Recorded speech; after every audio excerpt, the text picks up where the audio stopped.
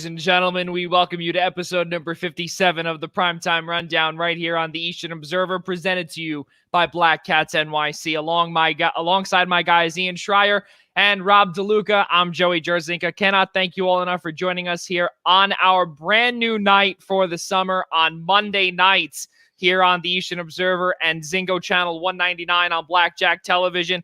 Guys, welcome back. It is a weird time to see you guys on a Monday night, but it is June 14th and really crazy stuff because it's Monday and we are on the air. Ian Schraier, good to see you, sir. Good to see you. And it's just, when I shared the announcement on Twitter that we were going to be moving our show in the summertime to Mondays, just said, same great content, just a different day, and just excited to kick this off here on a Monday. There's no doubt about it. And Rob DeLuca always down on the Jersey Shore. And especially now that it is in the summer, we'll be seeing that background a whole lot more than the New Jersey Devils stuff that he normally has in his room. No doubt about it, Joey. But maybe you could just ship me down a background. I think it's time we start matching. I'll figure out a way to hang it up. Sure, there's no tax or anything, but you know what? I'll make them. Just like the great content we make, and that includes tonight a beautiful show coming your way, folks. Ladies and gentlemen, we come to you live here on Zingo Television Channel 199. The show is presented to you by Black Cats NYC. Be sure to check out their newest album, Free Cake, which is out now on Apple Music, Deezer, YouTube, SoundCloud, Amazon Music, YouTube Music, Pandora, and Spotify. And be sure to find their newest album wherever music is sold. Let's keep on moving forward here, fellas, because there is so much to talk about here in the world of Major League Baseball, the world of the National Football League, the National Hockey League, and the National Basketball Association. We will get to the latter later on because I know that just one team that is in the New York area will definitely grind Rob DeLuca's gears. But with that being said, let's get into it. Right about now, guys, Major League Baseball, the New York Yankees, our New York Yankees, Ian Schreier's New York Mets are doing pretty well. He actually got to see Jacob deGrom pitch and lower his ERA to a league-leading .56, but he did leave with some injury issues, but did come back to be clean. For the New York Yankees, though, they are now 8 games back in the American League East. They're not doing well, and from what the New York Post has come out and said publicly, that Aaron Boone said, is that he is, quote, very concerned with the trajectory of the Yankees season. They are 33-32. Rob DeLuca, you're a Yankees fan. I need to know what you see with this Yankees team. That's not a whole lot, Joey, if we're being honest here. This has been a baseball team that is just showing lackluster effort. There is not a lot to be desired there. There's a lot left to be desired, but there's certainly not a lot worth seeing if you're a Yankees fan right now. This has not been a fun start to the summer. You got mini beat reporters at Barstool Sports, the guys who cover the Yankees, saying don't even waste your time and go enjoy your summer. Go to a concert. Go to a bar. Go to a game that's not the Yankees. Do anything else with your summer, because wasting your time on this team isn't worth it. And honestly, right now, they're not that far off, because I'm very concerned with the trajectory that this team is headed towards. And it seems like Brian Cashman and company are still somehow content with what they're seeing. And sure, the Yankees are above 500, but that's a problem. That's not a problem per se, but it's a problem when you're in the AL East and 8 games back of first place and sitting in 4th currently. That's where the issue is. And I think that something has to be done to light a spark under this team. A trade has to be made. Someone important needs to be sent down to the minors. I don't know, but there's got to be something to light a fire under these guys, because this is honestly some of the worst baseball I've ever seen the Yankees play. And this roster is far too talented to allow that to happen. There's something that's going on, no doubt about it. And at one point, the run differential for the New York Yankees, when we were last on the air, which seems like tons of years ago, just a few weeks ago, when last time we were on the air, their run differential was a plus 24. Their plus minus run differential right now is -7.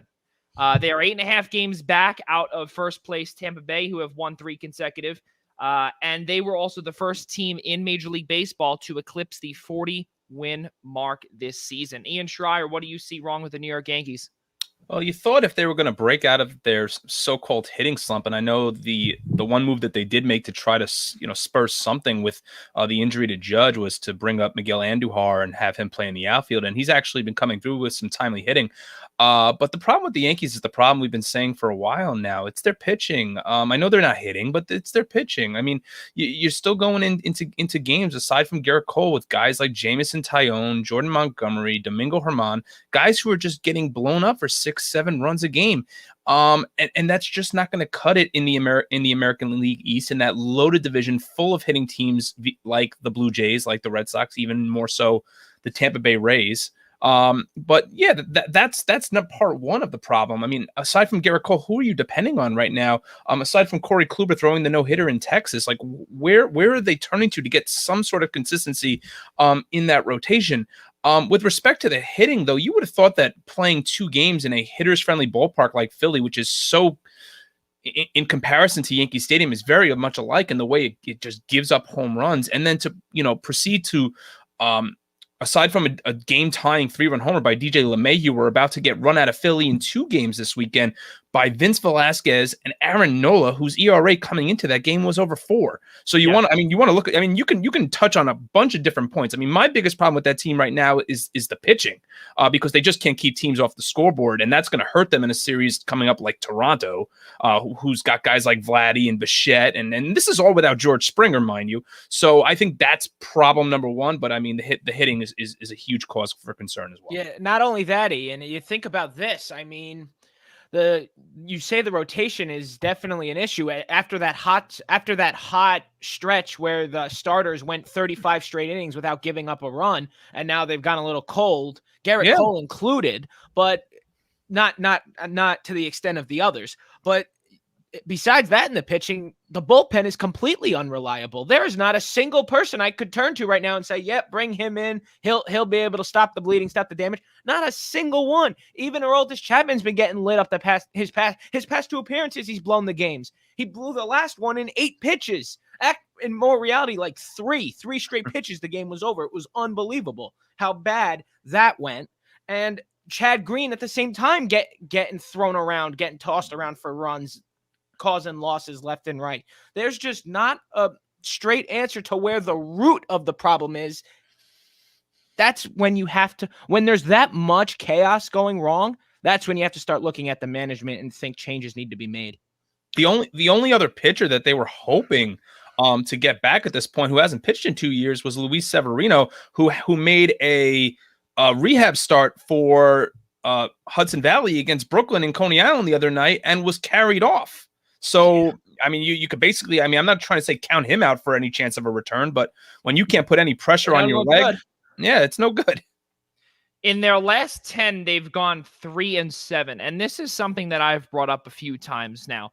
I have also said that when the Giancarlo Stanton trade was made, I actually said it on this show when Nick Partain was on here as well. Both him and myself agreed that that would come back and absolutely bite the New York Yankees. Why? Because for all of that money, especially when the new Steinbrenner regime does not want to spend over the luxury tax of $190 million, and you bring in a guy like Giancarlo Stanton, who has signed I think it was like a 10 or 12-year deal in Miami that was eventually traded away when Derek Jeter took over the team. There's not enough money to work with. And on top of it, too, when you sign Garrett Cole to a $36 million a year deal for, I think it was 9 years. Yeah. 9 years, something like that. For all of that to happen, it's not a good look.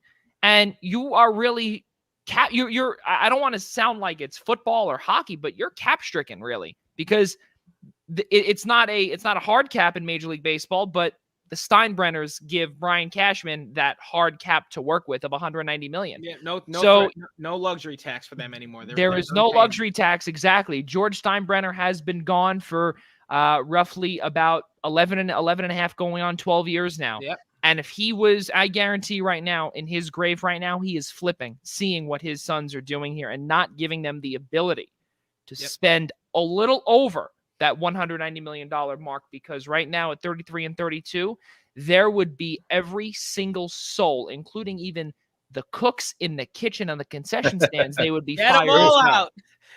They would all be fired. They'd all be on the unemployment line. Yeah, they really would be. And to see that this team is sitting 4th place with a roster that really should be better than Boston, better than Tampa Bay, way better than Toronto. They're not there. And they are right now, they've got 2 more games played than Toronto. And they're sitting right now just 1 position back at 4th place. It's not a good look. And the New York Yankees have a ton of work to do. And really, it doesn't even matter. On the road, at home, they're at 500. And with against teams that are greater than 500, they're 16 and 21. You look at Boston's record, 21 and 15, Tampa 26 and 16. It's not going well. And you know what? We said this actually on our text message group, the 3 of us, against Joe Girardi and Philadelphia. I was kind of happy that Aaron Boone lost. And you know why? Because something. Well, not only that, but I am extremely happy to see that the way that Joe Girardi was let go following 2017 to bring in someone analytical and to bring in someone where it's all about analytics. Puppet. And yes, Girardi's all about that. There's no doubt about it. But he's got a little old school mentality that Aaron Boone does not have. Joe Girardi did pretty well with what he was given. He was able to get his team out of slumps. And not only that, too. Yes, the Yankees were able to come back and lose 8-7, I believe, yesterday. But they were down. They were down, I think, 5+ runs. Joe Girardi single-handedly, both games, it was a weekend sweep in Philadelphia. Kudos to him. And kudos to them, because right now the Phillies 4-game winning streak and made the Yankees look silly, made his former team look silly. That's really what it comes down to. Joe Girardi's also not a puppet, but that's besides the point. Well, that's another thing too. And the biggest thing, and actually for our viewers out there, Rob, discuss what you mean or describe what you mean by. But Aaron Boone was brought in just to allow Brian Cashman to pretty much do whatever he wants with this team. Like Joe Girardi doesn't manage that way. That's why he was here. His longevity in New York was as long as it was, because Girardi managed the team. He did things his way. And after 11 years, or 10 years, whatever it was, Brian Cashman said, no more. You either get us to the World Series or you're out of here. Comes 1 game short of appearing there. And apparently with a team that was supposed to be in a rebuild, that's not enough to keep him around. And so now they go the complete analytical route, and they go with Aaron Boone, who in retrospect has over 200 wins already in his 3 seasons, which that's pretty fast. But you got to look, that's where you also look at the talent of the roster and ease of schedule. But right now it's blowing up in their face because this approach is no longer working. I think what we're seeing right now in the first year, obviously, that Aaron Boone took over for Joe Girardi was that, yes, he made an ALCS, which is fantastic, obviously. But the bottom line is that, yeah, I truly believe that year was a flash in the pan. It was to a sense, because that team was supposed to be rebuilding, and because of how far they went. Granted, they were cheated out of going to the World Series. Let's not dawn on that. They were literally cheated out of it. But that they made moves to now escalate what was a flash in the pan run. They tried to. That was the Joe Girardi year. That was the Joe Girardi year that they were cheated out of the World. Right. No, that's correct. The year after was where they lost to Washington. Right. Yeah, no, it was but it was flash in the pan run in 2017, but the Yankees then made moves based off of that run. Even though they changed managers, the players they brought in, the personnel, it was all to try to escalate what was an ALCS appearance, getting cheated out of a World Series appearance, and who knows how that would have gone with the Dodgers. We'll never know. That would have been a much better World Series, but nonetheless, that's where we are, and the Yankees have to start answering some questions here. Brian Cashman needs to get in front of some cameras real soon, because there's no way this can be acceptable anymore. This is New York. These people the fans here are ruthless. And I'm starting to lose. I'm a very patient guy. I'm losing my patience here. It's getting real low, real quick. And I think that Cashman needs to answer for this, because clearly Aaron Boone is just deflecting at everything he can at this point, and he's running out of excuses. It's just incredible to see what the George Steinbrenner era did to the Yankee fans of our generations. It's we're broken, Ian. We are broken. Yeah, I get it. It's just it's. I don't want to say as a Mets fan that it's interesting to watch because in my lifetime I've never seen it. But it's just it's a very interesting dynamic. It's the fact that you have owners now that have a budget, and even though they might carry the same last name as their father, who didn't care how much money he spent, he just wanted to put another commissioner's trophy bring another commissioner's trophy back to the Bronx. It's just a very, very different dynamic. Now, on paper, this team should be winning 90 games plus, but unfortunately, they're not performing to their contracts. I mean, even right now, DJ LeMahieu is not performing to his contract. I guess you could say of all of them, he's probably the one that's most is, but in comparison to where his numbers were last year, they're not there. He hit 364 last year. It's really hard to duplicate that. Well, I'm just saying over 300. I think to ask him, That's true. He does need to get back there. It's been a slow start for everybody. That's where it comes down to management. They've got to do something here, because this isn't working. This team doesn't look like they're trying all that much. The DJ LeMahieu tied that game at 7 2 nights ago. That's because he just is that guy who can do that whenever he feels like. So it comes down to management. That's it. Someone has to do something. Crossing over into the world's borough and going to Queens and seeing what the Mets are capable of doing right now. They're right now. They are 7 games over 500, 32-25.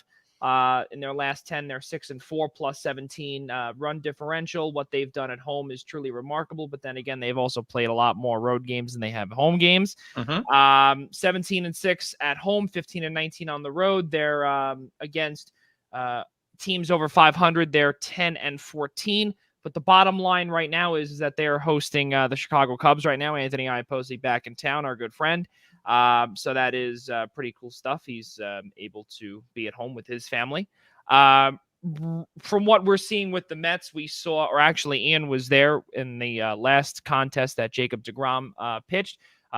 He lowered his ERA to a league-leading .56. Really great stuff. But then I'm sure when you were there, Ian, you got to see when he was removed from the game, and you were able to see, or not even see, but able to feel your heart come crashing down when you saw that injury.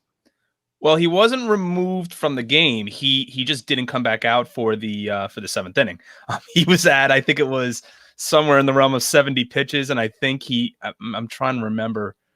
He pitched. I believe he pitched 6 innings and then didn't come back out for the 7th because Castro started the 7th and Cronenworth had the 2-run homer to right. Everybody seemed to think that everything was okay with Jacob deGrom. I mean, the place was just electric on Friday night. It was the first game back where the Mets were allowing up to 33,000, a capacity of 33,000. There were 26,000 in the house to watch Jacob deGrom pitch and to hear the MVP chants and to see him rip that 2 RBI single to left center, all while having right flexor tendonitis. And I'm sure the analytics in terms of if you look at how many times the term right flexor tendonitis has probably been Googled, it probably quadrupled in search after people found out on Twitter that that's what Jacob deGrom was suffering from. But it appears Anthony DeComo from MLB.com reported today that he's expected to go on Wednesday. I'll actually be there again on Wednesday night to see his next start against the Cubs. So it's another big series. I'm going to give credit to the Mets for really what they should have done was sweep. If they don't think, Sunday's losses to a degree was on Louis Rojas. He was pushing Janoris Familia with 40 something pitches in the 7th inning, and then brought in, Jacob Barnes, who served up a grand slam to Tatis and has since been designated for assignment. But when you look at the San Diego Padres, who are a World Series contender, and you look at the 4 games they played in San Diego and the 3 games They just played at Citi Field, and the Mets ended up taking that season series from the Pods 4-3. All the more reason why they should be listed in the top 10 power rankings right now by MLB.com. So now we have to ask this question, or actually I do anyway. With Rob DeLuca, I got to ask you this. Seeing the Yankees and seeing the Mets and seeing things, this is a completely different trajectory for the Mets, and seeing they're supposed to be good. The Mets are supposed to be good. They are, as we said earlier, 7 games over 500. What do you see right now here that is looking upward for the Mets?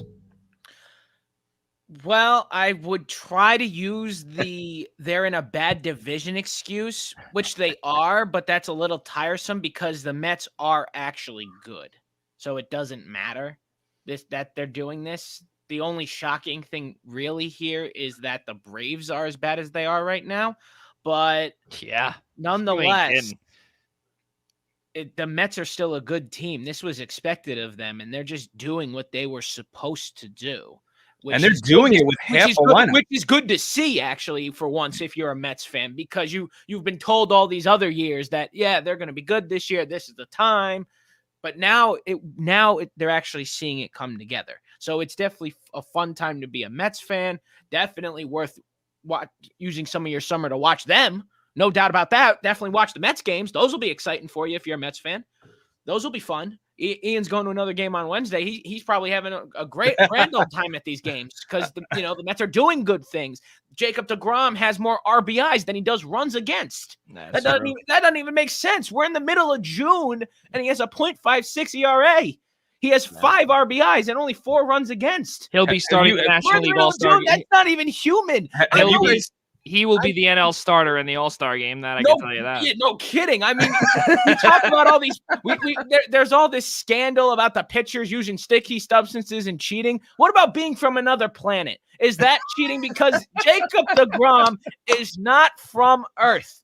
I don't know if that's cheating or not, but it is clear this man is not actually human. So what are we supposed to do about this? I mean, how about the fact to what Rob was saying about how things are coming together? They're doing this with half a lineup right now. No Jeff McNeil. Lindor is still, I mean, he's hitting better of late. Dom Smith not hitting. Conforto out.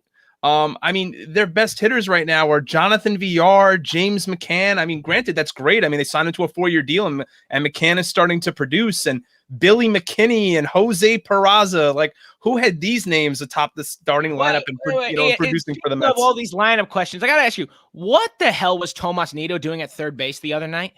What was that all about? What is he doing at the hot corner? Look, I go to bat for Tomas Nido because obviously that's a direct jab right at Casey Bryant, who is anti-Tomas Nido. But I need to know what he's doing out of position at third base. What is that all about? And we speak about Billy McKinney, New York Yankees legend Billy McKinney. He's a lot of fun to watch. I mean, he's got great bat speed. I kind of knew who Billy McKinney was as like a defensive player in the outfield, because kudos again to Sandy Alderson for with a player like Billy McKinney. When the Mets started suffering all these injuries in the outfield, he could have very easily hit, he and Steve Cohen could have very easily hit the panic button and said, we need to go out there and find an outfielder that can help us right now. Right. And instead he traded for Cameron Maybin, who had all of 15 at-bats with the Mets before being DFA'd. You have Billy McKinney. You have Mason Williams, another former Yankee. Brandon Drury, another former Yankee. Brandon Drury. Another Yankees legend.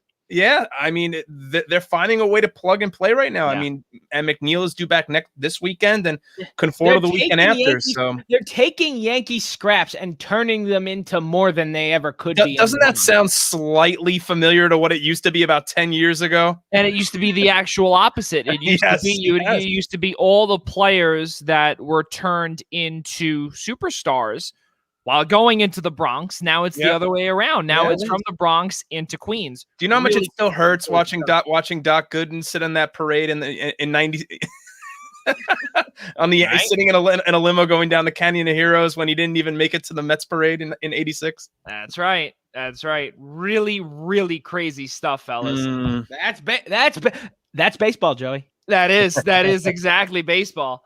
Guys, let's move over to the NFL now. We saw last week Julio Jones was traded to Tennessee to the Titans for draft picks that was headed back or that did head back to Atlanta.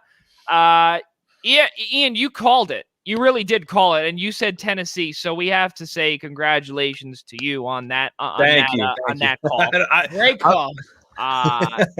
You look at it now and you say to yourself that is beyond a phenomenal trade. And on top of it, too, following the new television deals that are set to kick off in 2022, that is going to be massive for a Tennessee team who can be really deep. They already are, but now they're going to be even deeper once the cap just increases, I believe, another 30 or 20, 25 or $30 million. And that will help plenty of teams in the standings moving forward. Let's start with you, Ian. You thought about this. What do you got? How about the fact Tennessee didn't have to sacrifice a first-round pick for it? I mean, I was under the impression that the Falcons weren't willing to part with him for anything less, and I still think they shouldn't have parted with him for anything less than a first-round pick, and yet somehow they got away with not giving one up. But I mean, the Tennessee Titans are a playoff team.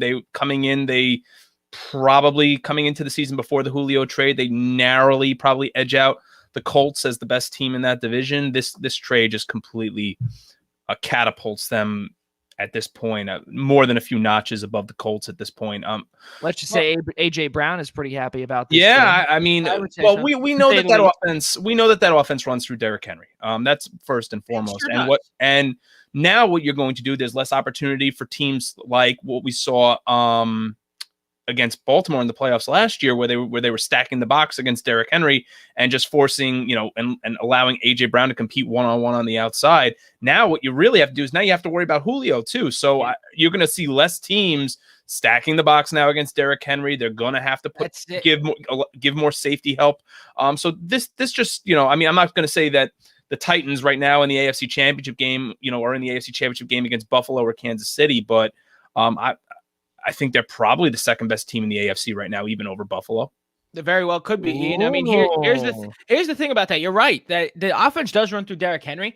Getting Julio Jones takes some of that workload off of him because it was very heavy workload on Derrick Henry lately. But now it eases it up a little, and now it, as you said, makes other teams worry. Like, do we have to watch out for Julio here? Do we need to stack the box? Yeah. We need to make sure Derrick Henry can't plow through us. It's especially when you're only got a half competent quarterback in Ryan Tannehill. Granted, it's half a more competency than what they've got in Indianapolis, but nonetheless, you've heard what I said, Joey. And yet I want to draw back there for a second, just about my Tennessee Buffalo point. I mean, the big issue still with Tennessee is their defense. And Adoree Jackson just went, one of their better corners just went to the Giants in free agency. So, granted, the Giants might need it now. So yeah, I mean, they've definitely got some questions defensively where Buffalo is more shored up defensively and still just as potent offensively with Stephon Diggs. So maybe I should backtrack off that comment and say that probably Buffalo still is the better team, but. I mean, it's hard to argue that but it's hard to argue. It's hard to argue that there's the only team better than Tennessee right now offensively in that conference is Kansas City. Easily. No, that's not even a question. Ian, I don't think you should backtrack from that at all. I think that's 100% a great point. And I would say the top three teams in the AFC is that as follows. It is Kansas City 1, Buffalo 2, Tennessee 3.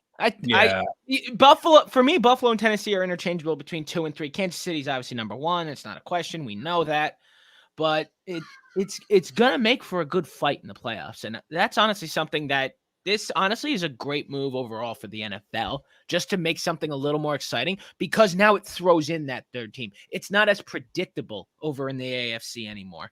It allows for a little more parity, which is something that the league was getting a little dangerously too close to Warriors Cavs NBA No, thing for the past few years. no, They were getting a little too no. dangerous, close with the Chiefs. They was getting a No, little. you see, that's the thing, though, and that's the part where I have to disagree, because I bring up the point of what Bill Belichick has done this offseason. And we've brought this up a few times also, where last year during the pandemic, and obviously it's not over, but in the height of the pandemic, 3/4 of the New England Patriots. Oh yeah, no out. doubt. Okay, so we have to keep in mind that they are still lingering, and they are not at the top. They are not. I'm not saying they're not. No. I'm not in the top 5. lingering. But what I will tell you though is that I believe that they sit lingering around 10 or 11 Wins? No, 10 or 11 in terms of the top teams in the AFC. That's New England. That's not even playoffs. That's matter. No. You're talking about you're just talking about New England in the AFC. Yeah, I am. I'd agree with that. I think that they sit right around there where they can make some noise. And what I'm saying they'll make noise. And but my point is, what I'm trying to say to DeLuca here is that it was never a Warriors Cavs type thing. No. I'm saying it was getting close to it. I'm not saying it was. See, but that's the thing though, is that because in the that's the thing though, is that's fair. That's a fair point. But because you've got teams beating up on each other, and you had a couple of years ago, you had Jacksonville in there with New England. You got New England that completely took a massive drop off. Tennessee was right in there. Indianapolis was in there when Andrew Luck was still around. So yes, I understand now that Kansas City is now beginning their dynasty, which they lost in the Super Bowl, yada yada yada. But fact of the matter is that we are beginning to see some really good football from numerous teams. And we're beginning to see kind of, in my opinion, I think Tennessee is the number 3 ranked team in the AFC. I like it. I think it's hard to see how, for the foreseeable future in the AFC, how it's not really going to be the same 4 or 5 teams. So to Rob's point about calling it Cavs, Warriors, or, whatever analogy you want to use, to not say that it's not in some shape, form, or order, that it's not Kansas City. It's not Kansas City, Buffalo, Tennessee, and Baltimore and Cleveland. And with Cleveland and Pittsburgh. Like, I can't believe that you just. I can't believe right. Is that incredible? But it sounds weird. It sounds weird, doesn't it? But when you think about it, like, for the next 5 years at least, I mean, are we going to see another team maybe besides New England? I mean, you hope maybe it's the Jets. You hope maybe it's Miami that could provide a little change in the AFC East. I mean, I don't think we're going to see. I mean, again, no offense to Wentz. I'm not buying the Colts just yet. I'm still not buying the Las Vegas Raiders yet. And now that's weird to say. Yeah. I mean, the teams I think that are on the uptrend are the Chargers and Miami. Probably, if the Jets can find a way to put it together, maybe even throw the Jets in that conversation too. But it's Kansas City, Baltimore, Tennessee, and Buffalo with Cleveland and Baltimore, with Cleveland and Pittsburgh. It's hard, not to see how anything's going to change in these next few years among those 6 teams. I feel like that's going to be the gist of the playoff picture in the AFC for the next half decade. Guys, Richard Sherman he's a free agent, and he wants to find the quote-unquote right opportunity to play with a contender. He's an old guy. Where does he go? Does he find an opportunity, and there's no shot that he's going to be a CB1 anymore? Where does he go to possibly play CB2 or even 3, maybe even in the slot, to take some pressure off of him? Go ahead, Rob. I'm sorry, Joe. You want to repeat that question one more time? I think my stream cut out for a It's second. okay. Richard Sherman. Oh, Richard Sherman. Where does he go? He wants the quote unquote right opportunity. Where does he go? See, that's where I find a problem. This man is old. Who wants him? Like he can't be too picky at this point. I get he's old. He wants another shot at glory. But are teams that are in that position really gonna take a chance on him? No. When he's this old, that's where I see the issue. Like he really has to widen his parameters if he wants to keep playing in the show here, because Look, it's just the cycle of life. He gets old. His skills deteriorate. That's just the way it goes. It goes that way with everybody. And honestly, I don't see any contender taking a shot on him, really. I don't see where any contender has that big of a problem at defense that they need to get this desperate and take a shot at someone who is 36, I believe. I know one team. Please go ahead, Joey. We just spoke about him. Tennessee. Now you know what? But hold on. Who is their CB1 right now? Janoris Jenkins. You lose Adoree Jackson to the New York Giants. Janoris Jenkins comes in to replace him. You also let go Malcolm Butler as well because he cost too much money. Yeah. I mean, look, Joe, you're not wrong. 2 years ago, Logan Ryan was there too. But guess what? He wanted a brand new deal. Giants paid him there as well. I mean, look, you're not wrong, Joey. I mean, Tennessee definitely is an intriguing option. But the problem is with the position that Tennessee is putting themselves in, I feel Richard Sherman's a little too old. But maybe he's not. Maybe that's not the way they see it. That's the way I see it. And who the hell am I? That's the thing. I'm not in the front office of the Tennessee Titans for that reason, because I'm a nobody. I just give my opinions. That's what we have. That's what all three of us are doing here. We are just three guys having a great time on this show, talking about what we analyze. And to me, my analysis is that Richard Sherman is a little too old for the Tennessee Titans system. So I don't see a fit there. Now, the Titans might disagree with me, and they might go give him a shot. I just think if you need some experience in the locker room, obviously, let me rephrase that. If you need some experience on the field, in the locker room, he's an absolute atrocity. Okay, he's a selfish person who only wants to think about himself. Does Mike Vrabel want to have that in his tight-knit locker room right now? Well, you also did bring in He's also a little Jenkins. younger than I gave him credit for. He's apparently only 33. That's my fault. You bring in Janoris Jenkins, who is another problem in some locker rooms, and he wasn't great in a New York Giants locker room. Then he went to New Orleans. He wasn't great there. He was immediately turned away by Sean Payton. Yeah, he lasted a couple of games, then he was kicked to the curb. So now he's trying to find a new home and trying to resurge his career in Tennessee. I don't know the exact route because Tennessee is a very low budget team until until about a couple of days. And you got to wonder here. I mean, for Julio Jones. Our New York Giants are not necessarily contenders, certainly not immediate contenders, but would a player like Richard Sherman boost that Giants secondary? They don't need it. Even further status. They don't need it. That's what I was going to say. They don't need it. But they don't have the number one. They don't have the cap space. Number two, they don't have the need for it. That's another thing. You make a good point about cap space. Richard Sherman better start considering a pay cut if he wants to be taken to any contender at this point. He really has to start thinking about lowering his expectations on the money. Because if the Giants were going to go after Richard Sherman, they wouldn't have gone after Adoree Jackson. That's number one. That's number one. I'm just saying, in theory, you're right.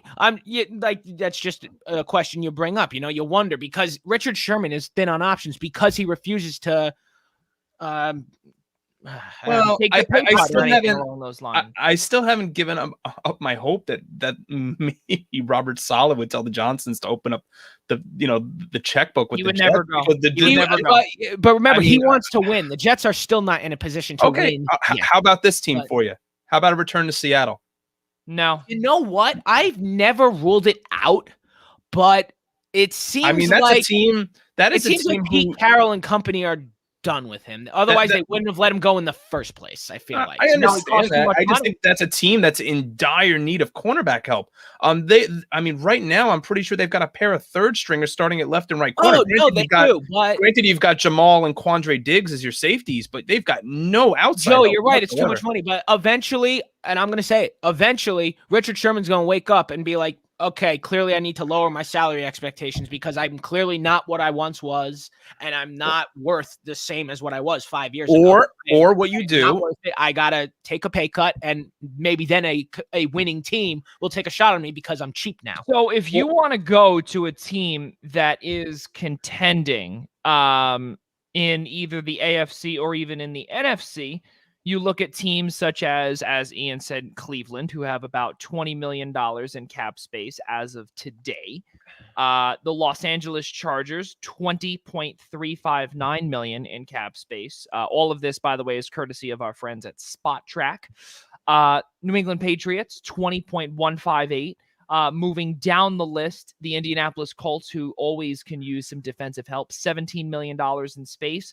San Francisco, $16.7 million in cap space. And then you move down even a little bit more and you see what the Arizona Cardinals are all about. They also just lost. They did not re-sign, rather, Patrick Peterson. And don't forget, even Buffalo, too. Do you want someone on the opposite end of Tre'Davious White? I don't know. I mean, that's again at $9 million. I wouldn't want to mess with that locker room the way it is. And the way that Sean McDermott has made that locker room is beyond phenomenal. And you can't really take away what a tight-knit group they have in Buffalo. So those aforementioned teams, it's very tough for me to see him even get signed until at least July or August. But that's something I want to bring up, Ian. You mentioned that Buffalo shouldn't try to mess with their locker room. Do any of these contending teams want to mess with their locker room? I don't think so.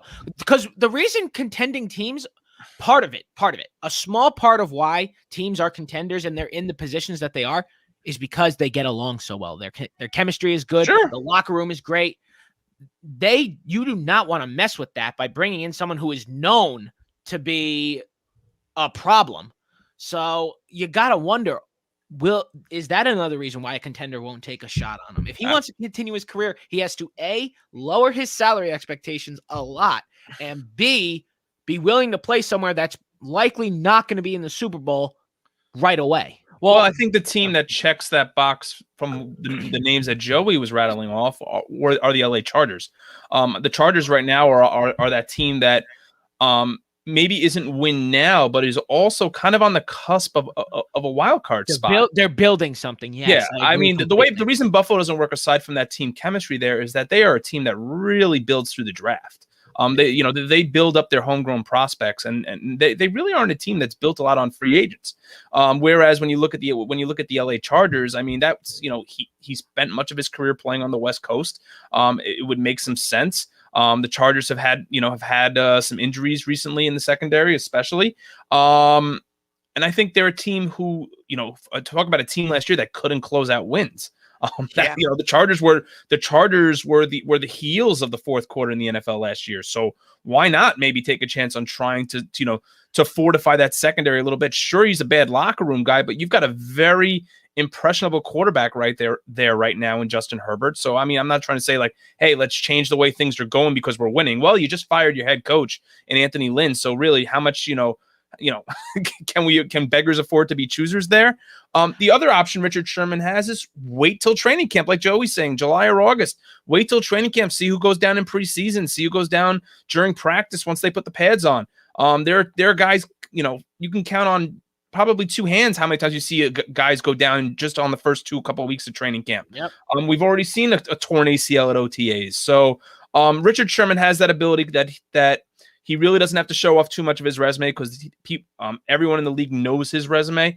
So he can afford to be a little patient. He can afford to wait to see if a team might overpay for him come July or August. Or like you said, Rob, he's just going to have to take a little less money and maybe go somewhere that's not a Super Bowl contender. So the reason why I did not include the Minnesota Vikings in there is because do I think that they are contenders? There's no doubt about it. I do. And I continuously say that I think the Minnesota Vikings are always contenders. They truly are. Not with that quarterback, they're not. I don't know if I agree with that. That's all right. Well, they shored up their backfield when they lost Anthony Harris to actually the Eagles, which makes no sense, but I digress there. They got Patrick Peterson and Bashaud Breeland. So they really don't need much in terms of help in the backfield. No, they don't. But the reason they're not why a contender by any sense of the word, but they don't need.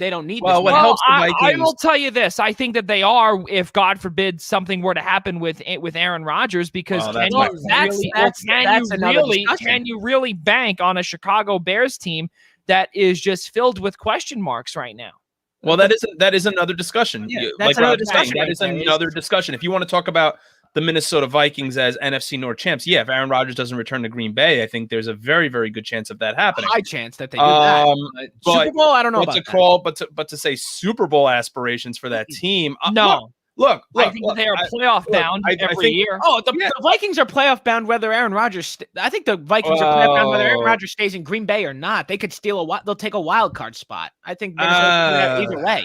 But I mean, it shores it up if Aaron Rodgers is gone. But even with him there, I think they've got a shot at a wild card. There's three now. Remember, there's three now. So I know that, but when you look at the rest of the NFC, fine. You don't want to count the East, don't count the North, but at least look at the South and the West, or the West specifically, because it's highly likely wild cards. It's highly likely all three, Joey. Right. True. They could. It's highly likely that the wild cards all come out of the West. You look at the Rams, the Niners, and the Seahawks, and I mean it's hard. And can't count out the Cardinals, right? And you can't count out Arizona either. So I think it's very hard to say that there isn't going to be that the West may not encompass all three of those wild card spots. It's possible. It's going to be a good fight in the NFC. I'll tell you that. There's a lot of teams like Minnesota, like the other teams in the NFC West, and it's going to be a good fight. The fact that there's three wild card spots now just makes it that much more interesting. We could see something like that for the first time, where an entire division makes the playoffs. It would be very exciting to see, I think, because it allows for some NFC West matchups within the playoffs. And those are always dogfights. They're great games. So I guess it just comes down to it. But Aaron Rodgers is the question mark in all of that. And at this point, I feel like if Aaron Rodgers was going to be on the move, it would have happened already. So it's going to be interesting to say the least. But me personally, I think if he was gone, he'd already be gone. Rodgers? Then again, Green Bay's being stubborn. They're trying not to get rid of him. But I mean, I think it's almost been said at this point that Rodgers has no intentions of playing for Green Bay, period. I think that's true. He's certainly not going to. I think the odds are more. I think the odds are more likely he's the full-time host of Jeopardy than. No, he really is. I actually really don't think it is. I really think there's better odds he returns to the Packers before he's the host of Jeopardy. All right, like the people of Jeopardy have already said they want an actual experienced host, someone who knows Jeopardy well. So pretty much that comes down to Ken Jennings or their executive producer, Mike Richards. Aaron Rodgers ain't going to be the next host of Jeopardy. As fun as that might be, let's hit the reality button for a second. That's not going to happen. Moving forward, fellas, here, just by looking also at the roster limits too. We're in preseason, obviously, so there's a 90-man roster limit, and a lot of these teams right now are at a hard 90 or even above. So I think there's a certain time where they have to cut to 90 players on the roster. And then I don't know the exact date when they have to cut it down to exactly 90, but there's also a hard cap. It's somewhere before week 1 of preseason. Yeah, exactly. So but for right now, like for instance, Washington, San Francisco, we're at 90, 92, 91. The LA Chargers that Ian brought up about Richard Sherman, they only sit at 82 roster spots. We obviously expect that to be filled up by a lot of these young draft picks and undraftees. But you never know. We'll see what happens moving forward. But what we do know is that the NFL is right around the corner in roughly about 3 months. 3 months is the first regular season game of the 2021 season. And in about a little less than 2 months, which is sickening, is Steelers-Cowboys, the Hall of Fame game on, I believe that's August 5th, or rather August 7th, excuse me. They really ought to make that a regular season game. Make it count for something. Yeah, I don't know about that, but I don't think so. They don't try that hard. Why call it a Hall of Fame game if nobody's really playing? Of course not. Why call it a Hall of Fame game if nobody's trying? Because you know what? All it matters is that they just get to see the jerseys, the uniforms. That's all that matters. Listen, it's a family event, DeLuca. Have you ever been to a Hall of Fame game? No. It's a lot of fun. It is a lot of fun. And you know what the best I feel like people say that about the Pro Bowl too. Nobody watches it. Listen, I was there, okay, years ago, 2006, okay? I got to see Harry Carson get inducted. I got to see Troy Aikman get inducted. I got to see Reggie White get inducted. I also got you just got a great class over there, didn't you? I did, and Thurman Thomas was also in that class as well, and that was one hell of a Hall of Fame induction ceremony. Pretty cool stuff out in Canton, but here on the Primetime Rundown, where we actually make a 10-minute segment about why the Hall of Fame game is great. That's right. That is correct. And also DeLuca does bring up, and he brings up why Aaron Rodgers will be the next host of Jeopardy and not Ken Jennings or Mike Richards. Totally 100%. Mike Richards is a great man. Guys, let's keep moving forward here. The National Hockey League. We've got a game that's going to be underway in about an hour and change. Let's do it. Montreal and Vegas, and that is the first time that a Canadian team is going to be playing a United States team in the 2020-21 season. Really crazy stuff. It is the Stanley Cup Semi-Finals. There is no Eastern Conference or Western Conference Finals. Not here. But let's just make this very clear, okay? This is going to be one of the first times in nearly 50 years that Montreal is going to be chasing the Clarence Bowl, okay? That is the Western Conference trophy nowadays, okay? Then we also have the Prince of Wales trophy, right, which is awarded to the Eastern Conference winners. Right. So the Islanders and the Tampa Bay Lightning will be one of the two teams receiving the Prince of Wales trophy right now. Vegas, they don't move because they're in the West, but Montreal, they could be getting the Clarence Bowl for the first time, as we did say, in probably about 50 to 60 years. So really, really cool stuff there. Right. Montreal and Vegas, this is the first time that in a long time, rather, that Max Pacioretty is going up against his former team, but it makes it even better and even spicier because it is the semifinals of the Stanley Cup playoffs. Pretty cool stuff, guys. Ian Schraier, you first. Does it bother anybody else that this year the playoffs are known as the Stanley Cup semifinals instead of the Eastern and Western Conference? I hate it. I hate it. It bothers me to no end. It bothers me so much. Look, I'd be surprised if anybody commented and told me that they're surprised that the Montreal Canadiens are actually in the Stanley Cup semifinals, whatever you want to call it. But I mean, we lauded them last year in regards to, granted, coming into the postseason last year, we were ready to all write them off. But after the postseason they had, I think we were all ready to say in our season preview, and I think we did, that we thought the Montreal Canadiens maybe weren't ready to win a championship, but were at least ready to make some noise in the Stanley Cup playoffs. And we've seen that.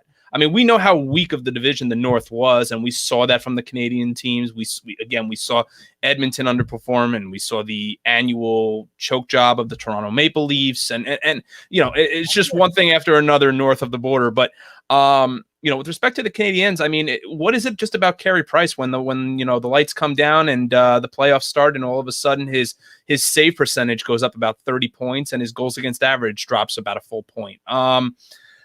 I'm not surprised. I think that the move that they made for Tyler Toffoli made all so much sense. It just gave them that veteran presence. It gave them a guy that can put the puck in the back of the net, along with guys like Nick Suzuki.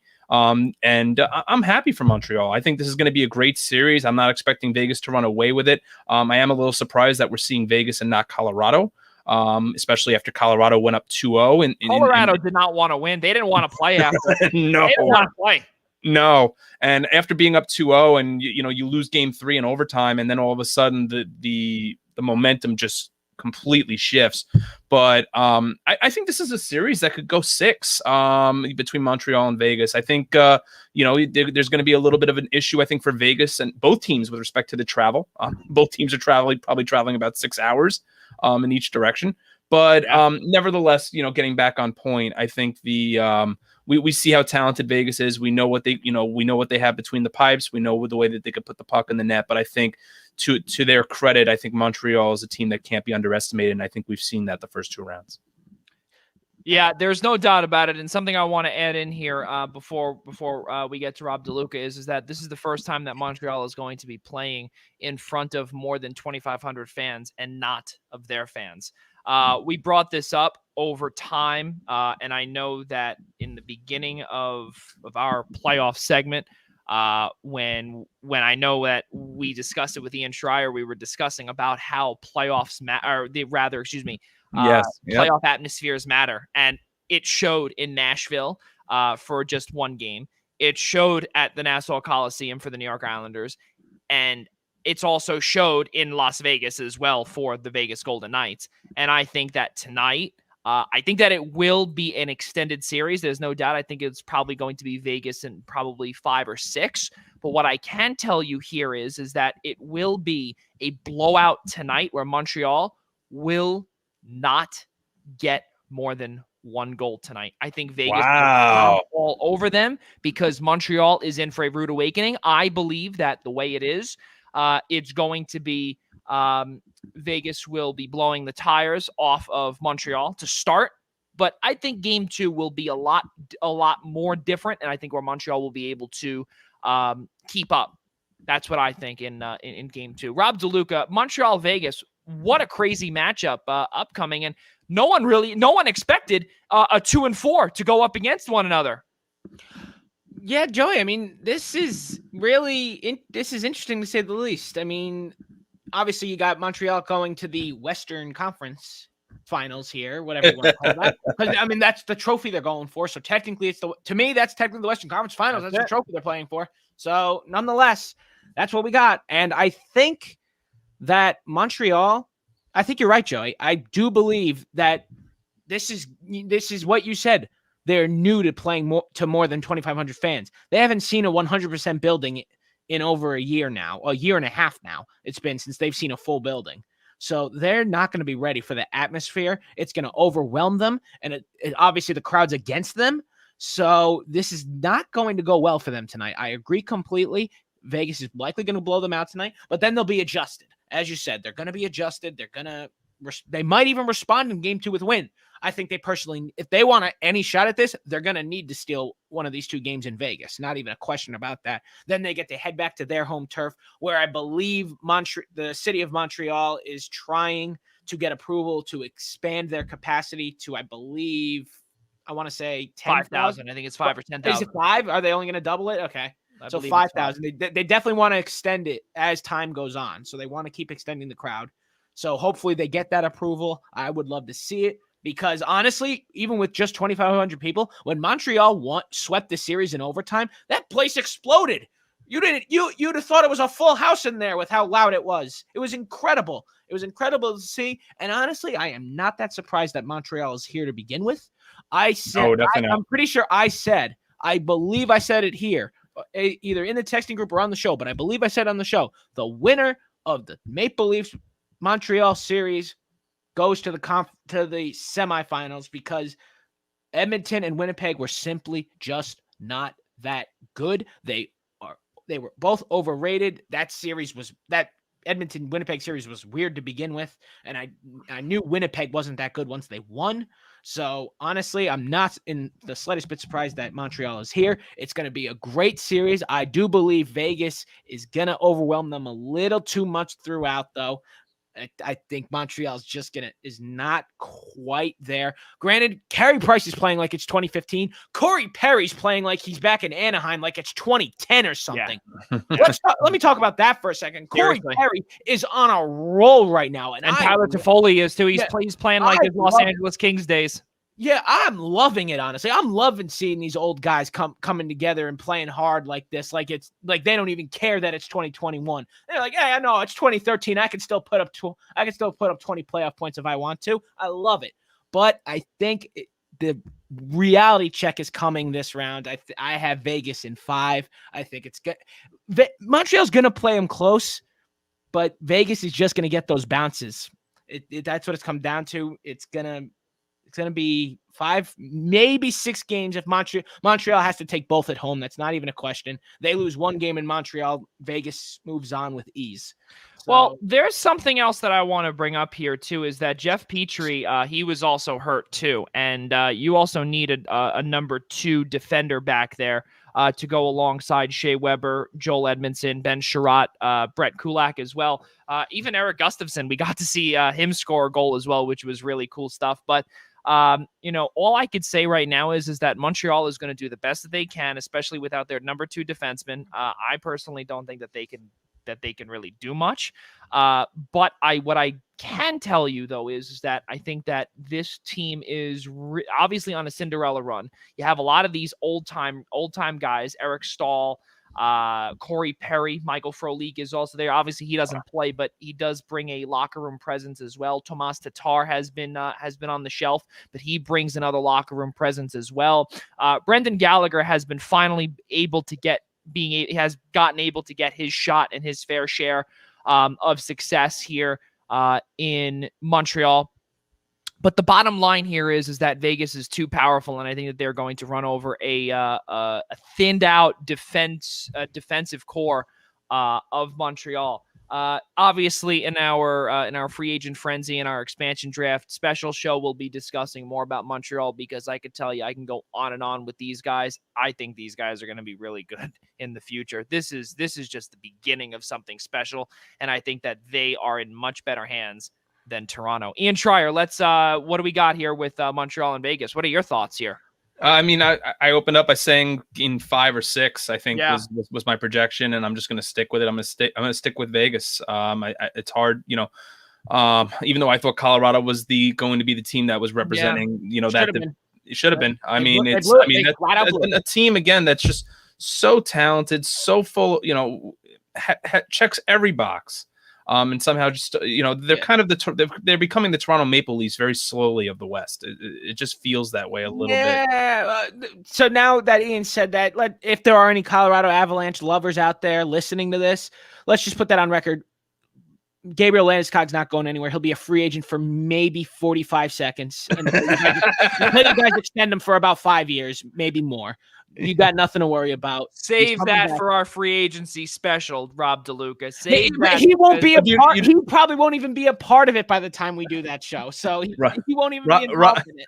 Rob, you don't. I mean, I know it's still a little early just because of the players that have been there and how long it's been for the Maple Leafs. You don't put the start. You're not starting at least a little bit to put the Avs in that conversation, or no? Not yet. That team's a little younger, so not yet. Not yet. Listen, all I could tell you though is that yes, even though Gabriel Landeskog will be a free agent for all of about 45 seconds, fact of the matter is that Cale Makar has to get paid.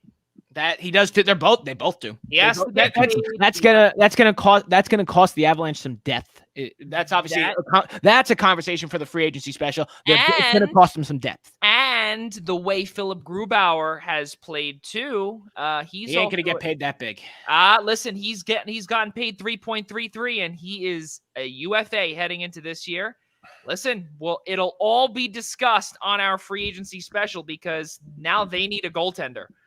As well as re-signing their captain and their star rookie defenseman. So let's keep moving on here, fellas, because we spoke earlier about the Clarence Campbell Bowl, and that was my mistake because I looked back to just double check my notes, and it was the following Eastern Conference teams that claimed the Clarence Campbell Bowl: the Philadelphia Flyers, the New York Islanders, the Minnesota North Stars, the Detroit Red Wings, and I'm just talking about current Eastern Conference teams. Yeah. Detroit Red Wings, for many years, they were in the West. Now they're in the East. Detroit, who else there? And really, that really was it. Everybody else was always in the West. So this would be the first Clarence Campbell Bowl that Montreal could win. That's kind of shocking. Then that is pretty cool. And let's not forget, that would be the first Eastern Conference team since 1980-81 when the New York Islanders won the Clarence Bowl and went to their second Stanley Cup final in a row. In that crazy... Hey, Joey, that's a great segue for what we're about to talk about. That is pretty good, right? Because you see, listen, I don't really do it on purpose, but now I think to myself, maybe I did do it on purpose. That was I think you might have. You know exactly. I really did not. I am half asleep over here. So you know what? We're just trying to make it through the show here. Let's wake you up with a little New York Islanders talk. How about that? Ladies and gentlemen, 8:05 here on the East Coast. We really do appreciate all of you tuning in to the Primetime Rundown on our brand new night, Mondays, here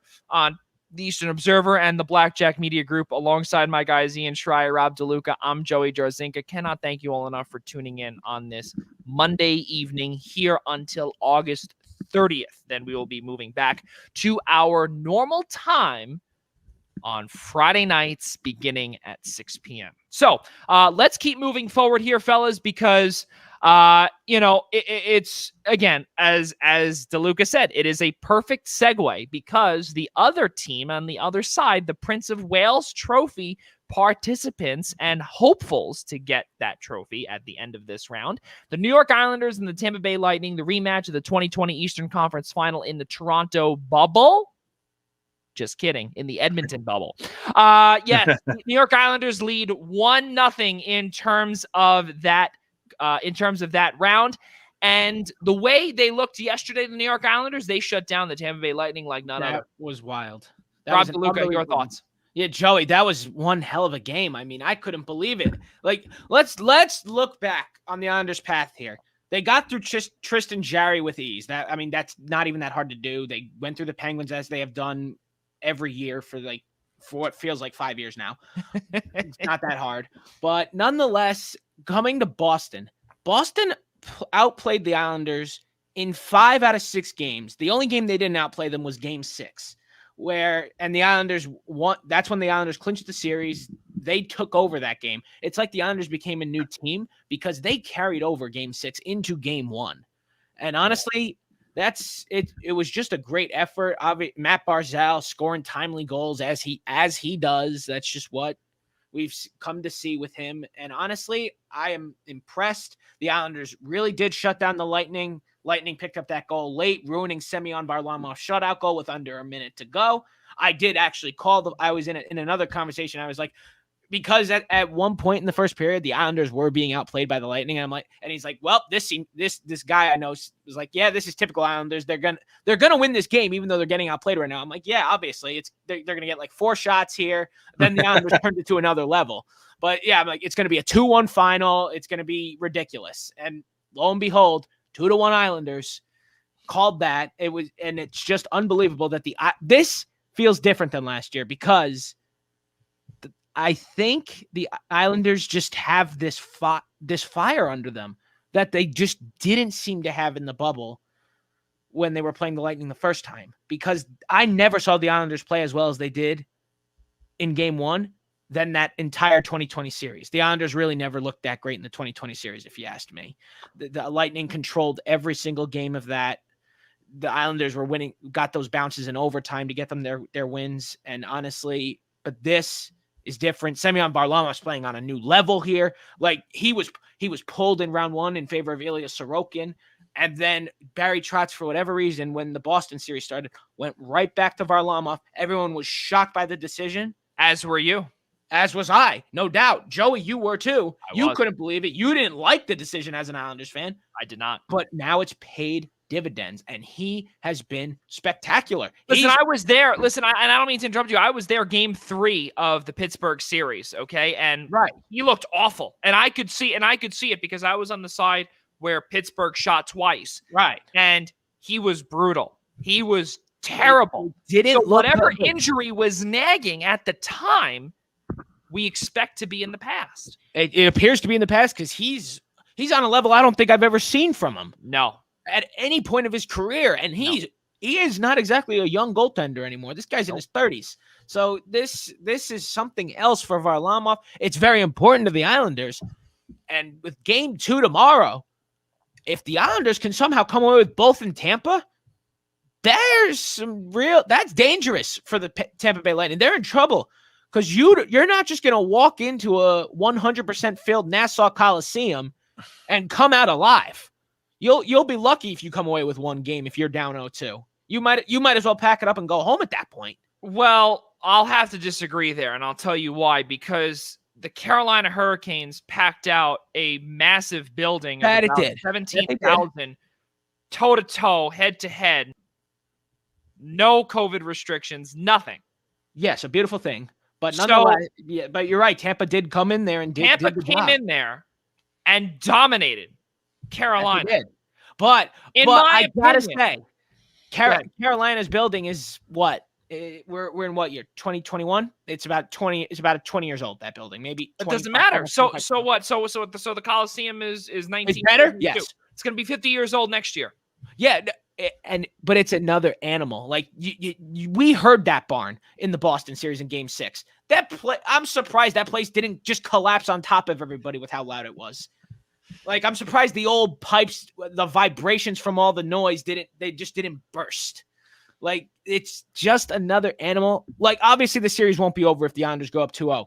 But, Joey, as an Islanders fan, if you steal both games in Tampa, you got to be feeling pretty good. You got to be feeling real confident going back home. Nope. You'll be in attendance. It'll be a beautiful thing to see.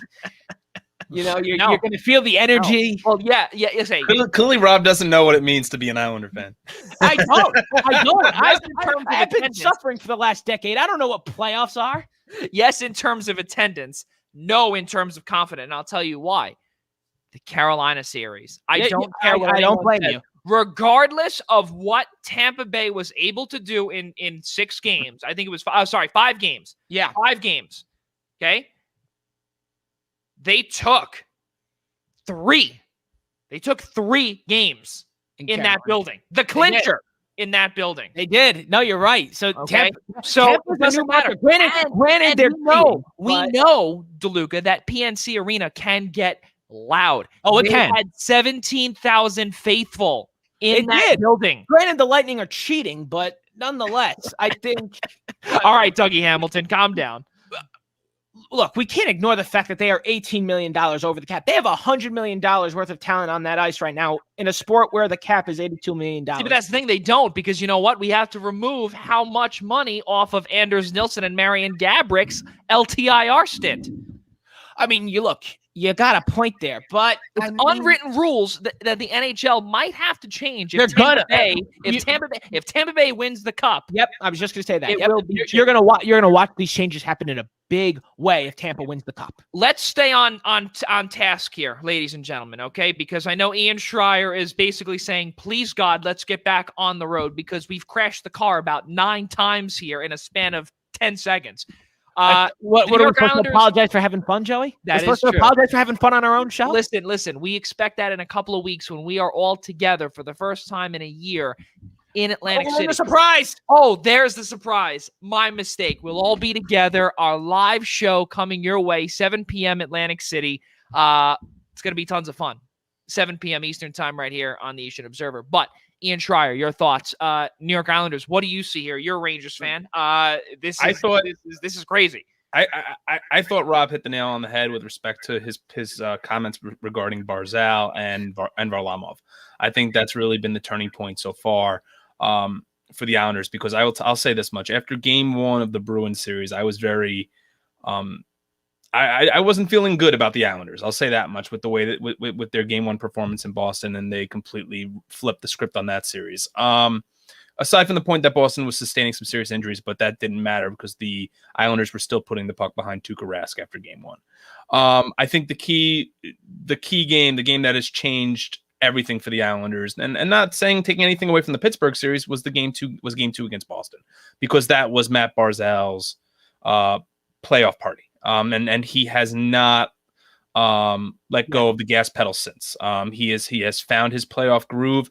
It has made all the difference in the world that top line now for the Islanders is scoring, and it's not putting all the pressure now on the Killer Bees, who are still performing at just an incredible level. Or the deadline. Line.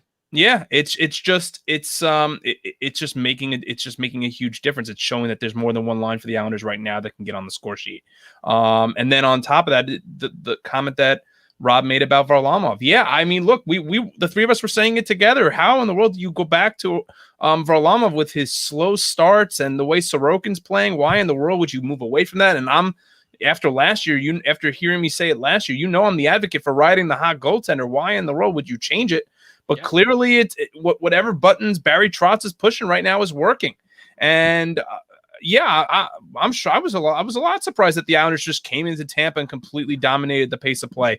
And I'm not going to sit here and say I necessarily agree with Rob that I think if the Islanders go up 2-0 and come back to Long Island, that they're going to sweep. But I understand his point to a certain extent. Yeah, it's dangerous. You don't put the Islanders up 2-0 going home to one of the hardest buildings in the league to play in. It real and that's just a fact. It's not easy to walk into the Coliseum, come out with a win. That's just common logic. I just think for the Lightning, I don't want to call Game 2 a must win, but I think from a standpoint of momentum. And it forces you to win where we've seen now. Granted, look, I mean, Colorado was up 2-0. That didn't change much, right? No, but granted, they won granted, they took advantage of their home ice just as Vegas did the same thing. Yeah. The problem is the Islanders go back home. It forces Tampa Bay to win both in the Coliseum. Otherwise, the Islanders take a stranglehold on the series. True. They're both very fair points. I mean, I still like Tampa Bay in this series just on the experience alone and knowing they've been there. And granted, so were the Islanders last year. I still give the Lightning that edge, especially with a healthy Stamkos. But tomorrow is just going to be a huge telling point for that series because the Islanders, the Tampa Bay Lightning just need to respond. Not only do they need to respond, but I think also what the difference between last year and this year, we actually have a comment from a John Gonzalez who says Islanders versus Vegas. John Gonzalez, thank you very much for your comment. Islanders versus Vegas, because if that does happen, I will be flying out there. There's no doubt about it. I called that one. And maybe DeLuca might have to make his second trip out to Vegas with me. I'm sorry, say that again? I said, oh, dear. Oh, no, back to Vegas? Well, then we better drag Ian with us. Hey, listen, Primetime Rundown. I mean, where's my ticket at T-Mobile Arena? Just let me know when I'm coming. Listen, all I know was that I just have to say one thing. When I was out there for work a couple of years ago, I got there with work the night that Vegas was playing Dallas. And I got there when the arena was being let out and Vegas was on the road the rest of the way that I was there. And I was so sad because I was really hoping for that. I didn't even care about work. I cared about going to Vegas to the Golden Knight to go see T-Mobile Arena. And I was unable to do that. Very nice arena. That would be. Joey, I do want to say though, I did just get a text from a very, very good friend of ours, Brandon Phelan, the Associate Director of Athletics at John Jay. Brandon. Yes, saying you're missing the most important part of the Isles, meaning Adam Pellick and Ryan Pulock. And I don't think I'm trying to take anything away from the way that pairing is playing. I just think we've seen that pairing play so consistently over the course of the playoffs. And to me, Barzal and Varlamov have been the X factors of this series. Granted, you can ride a hot goaltender to the Stanley Cup. We've seen it before. But I think considering where we saw Varlamov at early on in the playoffs and yielding to Sorokin and then Barry going back to Varlamov and waiting for Barzal to finally just break out of this postseason slump is a big, big reason for why the Islanders are where they are. Right so first off, Brandon, thank you so much for watching us. That I could tell you that right now. Yes. I look forward to seeing you in the fall, number 2. And also, I did send you a message, happy birthday, but happy belated birthday anyway from all of us here at the Eastern Observer. That's number 1. That's number 2, actually. 1, 2, wherever we are. But Brandon did hit the nail right on the head in terms of Pellick and Pulock, because that was actually going to be the next point, or actually 2 points in, but we'll advance that up. Number 1 there is Pellick and Pulock. Adam Pellick has established himself, as per Pierre Maguire, as one of the best defensemen in the NHL. We've seen it thus far. He's gone up against the number 1 line of the the perfect line of Patrice Bergeron, of David Pastrnak, or the perfection line, excuse me, and Brad Marchand, and also Brad Marchand as well. He didn't shut them down, but he really was able to stunt what they were able to do. And then in the first series against Sidney Crosby, he effectively shut them down. Him and Ryan Pulock were able to do that. But now we've got a tall task here where he's going up against the first line of Tampa Bay. Number two, in terms of the reason why it is different from last year to this year, it's not because of the bubble per se. It's because of the depth that the New York Islanders have this year. And after game 2, Casey Cizikas missed the remainder of the series with a detached retina. Let's not forget, Johnny Boychuk was also out for the remainder of the series. Okay, when he got hit in the head in the first game, I believe that was against Florida back last July in the opening game or 2 games in of the return to play format up in Toronto. Then Andy Green came in. Then he came in. That was the reason for the depth. That was why. So they were perfect on depth defensively because they would not have made it there if Andy Green were not there. This year, you've got the depth of Travis Zajac, Oliver Wahlstrom, Kyle Palmieri, a brand new looking, completely revamped Michael Dal Cole earlier in the year, who can, I don't want to say he can come in and change the entire outlook of the game, but he might be able to hold his own. And then you also have exactly what Ian was able to say. You've got the first line scoring. You don't only have the killer bees and the deadline, rather, of Zajac, Pajot, and Palmieri scoring, but you've got a solid guys a solid amount of guys that you can rely on if things were to go bad. Right now, from what I've seen, and even on defense too, even with the departure of Devon Taves, you've got Thomas Hickey, who, let's not forget, he has come in. He's got the playoff experience as well. He may not be as old as Braden Coburn at 36 years old, but at 32, he's got it. And we've seen what he was able to do back in 2016, back in 2015, even back in 2013. He was able to get things moving. In the series against the Lightning back in 2016, when he put that massive hit on Jonathan Drouin in game number 3 of the series at Barclays Center. And let's not forget the playoff overtime winner against Florida in that 2016 season. The depth is huge for this team. And that is one of the reasons why I think that if they were to go up 2-0, that is massive. That is massive for depth. And I think that if the Islanders had to shake things up, if Tampa were to completely come back, this team, there is no doubt about it, they will not go down in, okay, because game 2's tomorrow, could they lose 4 straight? No shot. This team is not built this year to lose 4 straight. It's not going to happen. It's not going to be like 2 years ago when the Islanders won the Pittsburgh series in a raucous barn in a sweep, and then they had to go to the Barclays Center because the Coliseum was not NHL compliant at that time. So then they got swept by Carolina. They didn't have depth there either. No, Joe, you're right. That's why I said it. That's why I had Tampa Bay in 5 before the series started. Now that the Islanders took game 1, that's out the window. I think at this point, I think the Islanders are in a great spot to move on to the Stanley Cup final. I personally am not going to take them, but I think Tampa Bay, it comes down to a series of longevity at this point. This is going to be a long series now because the Islanders took game 1. And when it comes down to it, the Islanders just depth is key. Without their captain, it's not gonna hold water for a team as stacked as Tampa Bay, a team with $100 million in talent on the ice. It's not gonna hold.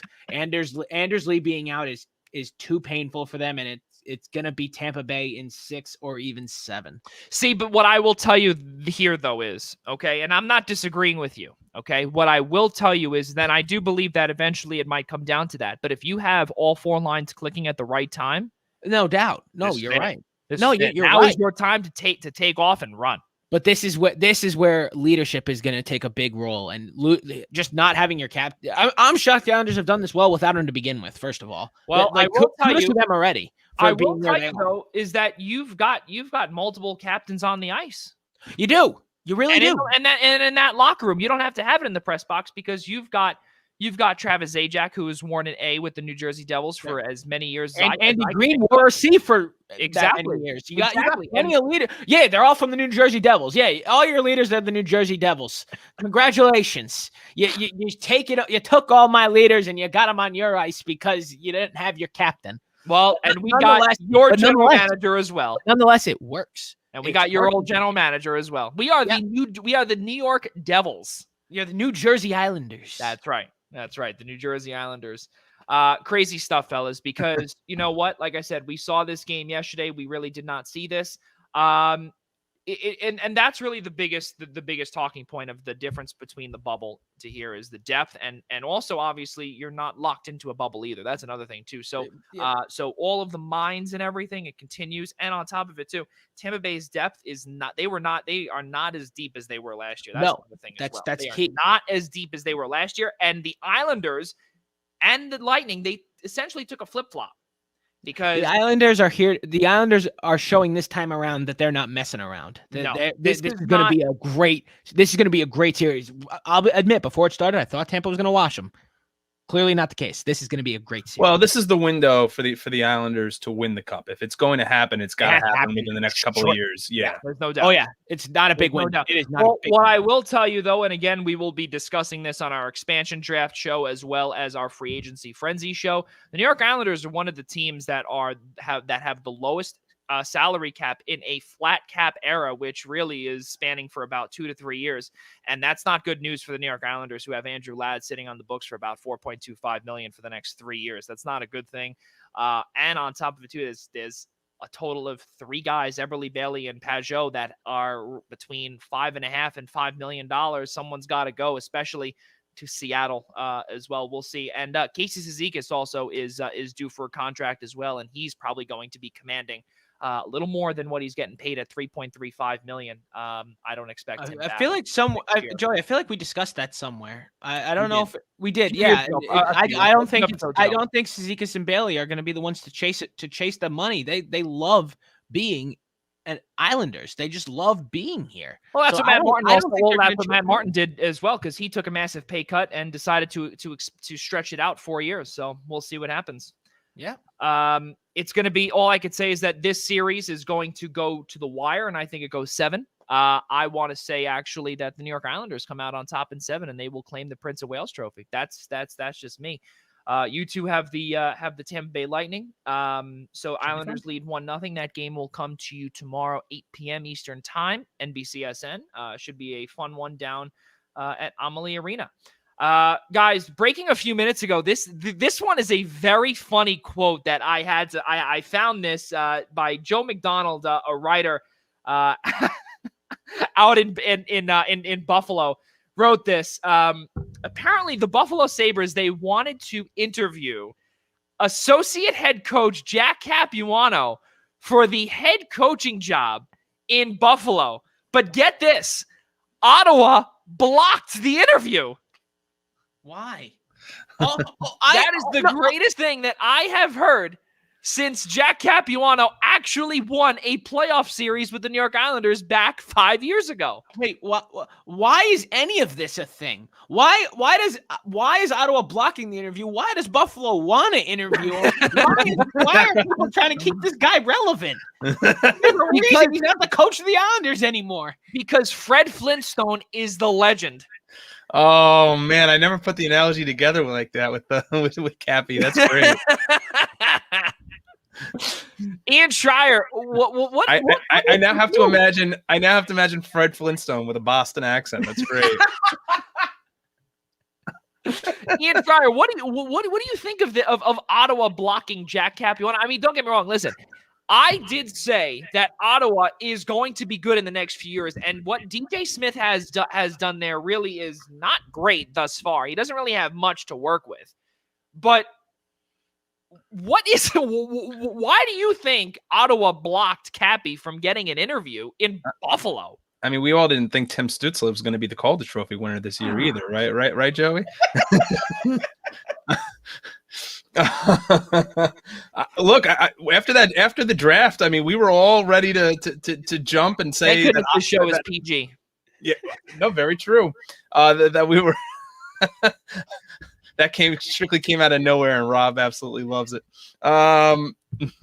Nevertheless, I think after the draft show, we were all, Joey especially was ready, with I'm blanking out on names with Matt Murray going to Ottawa, and that the rebuild was finally going to happen in Ottawa, and that this team was about 3 to 4 years away from finally being a playoff team, and I'm not so sure they're even that close yet. But no, I mean, look, I mean, Buffalo's going to be Buffalo, right? I mean, the Pagulas are going to be the Pagulas after all. I mean, it's is he a good? Is Cappy a good? I mean, listen, I covered the Islanders for Sports Day when Cappy was the head coach. I mean, is he a good locker room guy? I mean, is he can he raise the spirits a little bit of his team? Sure. I mean, I think at that point you're going to get Jack Capuano to be your next head coach. I'm sure Jack Eichel's on his way out the door. So I mean, Eichel already is out the door. He's going to Los Angeles, by the way. Yeah, no. And hold on. Is that DB breaking that news that you're telling us that? No. That's when we have DB, when we have our good friend Dennis Bernstein on. Number one, we have to ask him about his time to Long Island. Number one, absolutely. He didn't tell us he was coming. DB, you hear that? Number one. Number two, also, I personally believe that Jack Eichel is heading out to Los Angeles. No, keep moving forward. He's going to the New York Rangers. That's a done deal. No. Let's move on. No, sir. Los Angeles Kings. Ian Schraier, keep moving on with Jack Capuano. No, I want to hear DeLuca's point more about why he's going to be a New York Ranger. Listen, we haven't gotten to Gerard Gallant yet. Cappy. All right. I'm sorry. We're so off point with respect to, but I don't even know how Jack Capuano became a relevant point to this show. But that's beside.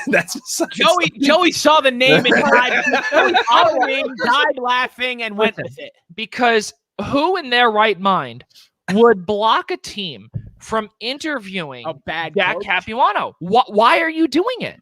Not only why are you doing it, why are you? You know what? If someone wants to interview a coach as bad as he is, let him. Look, the Buffalo Sabres. I will tell you this though. I don't think he's as bad of a coach as advertised. He just wasn't able to put the pieces together with what he had. Yeah, he doesn't have the competency. Look, I mean, the Buffalo Sabres, I believe, as early as a month ago, maybe sooner than that, has said that there is no one on that team that is not off the table. Nope. So that means Jack Eichel and Sam Reinhart are on the table. Okay, so this is a team. Yeah, this is a team that is. Me like some Sam Reinhart in my life. This is a team that is ready to rip it apart. Buffalo Sabres legend Kyle Opozo. Maybe the Islanders want him back from his bar fight. I don't know. Making $6 million with the modified no trade clause, and is that his cap number right now? $6 million for the next 3 years. And every year he puts 15 teams on a no trade list. He doesn't want to go to half the league. Look, you know what? I guess if Buffalo likes what they see in Cappy, I mean, I don't have much else to say about it other than just to laugh it off. But if they feel that Cappy is the right guy to put it, on the bench, give him the keys to a team that is going, is just going to be continuing to harbor the number one over or harbor a lottery pick for the next 4 to 5 years. Then fine. I mean, at least he's a guy you could put there and try to revamp your team and start over. But other than that, I mean, I don't know why else it would make sense to bring in a guy who hasn't been a head coach in 5 years. Doesn't make sense at all. I didn't even know he was in Ottawa, to be perfectly honest. That's how much nobody cares about Ottawa and how off the radar Jack Capuano has been.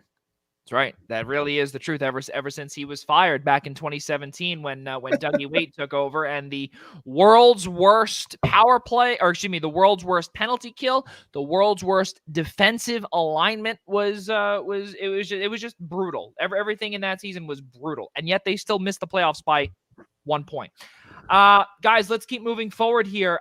Something I want to just bring up before we get to Columbus is that we spoke about how Jack Capuano obviously is in Ottawa and whatnot, but going back to the New York Islanders' perspective quickly here, if the Islanders were to advance and win the Prince of Wales trophy, or claim the Prince of Wales trophy in their pursuit of their 5th Stanley Cup, the thing that I think will not get enough credit, and I think credit has to be said here, is that Garth Snow has to be given all the credit in the world because his fingerprints are all over this team.